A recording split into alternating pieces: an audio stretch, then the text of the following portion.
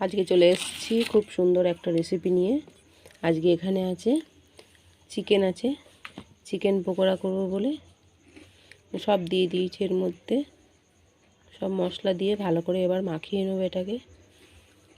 এখানে কর্নফ্লাওয়ার আছে, ময়দা আছে, আদা রসুন আছে, সস আছে, সয়া সস আছে, চিলি সস আছে, সব দিয়ে এবার ভালো করে মাখিয়ে নেব। এই যে এখানে ভালো করে এটা মাখিয়ে নিয়েছি মশলাগুলো দিয়ে কিছুক্ষণ রেখে দেবো এটাকে। যেখানে আছে ডিম আছে, ডিমটা ফাটিয়ে দিয়ে দেবো এর মধ্যে। এই ডিমটা দিয়ে দিয়েছি ফাটিয়ে। এবার এটাকে ভালো করে ম্যারিনেট করে নেবো আবার ডিম দিয়ে। এই যে সব ভালো করে মাখানো হয়েছে ডিম দিয়ে। এবার বেশ কিছুক্ষণ রেখে দেবো, দিয়ে ভেজে নেব। এই যে কড়াইয়ে তেল দিয়েছি, তেলটা গরম হয়ে গেছে। এখানে পুরো সাদা তেল আছে, সাদা তেলে ভাজবো। এবার একে একে দিয়ে সব ভেজে নেবো পকোড়াগুলো।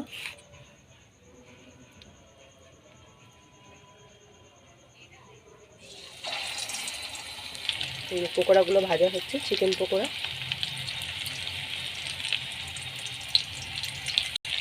এই পকোড়াগুলো এক পিঠ ভাজা হয়েছে, এক পিঠ উল্টে দেওয়া হয়েছে, আর একটু ভাজা হবে, দিয়ে এগুলোকে তুলে নেব।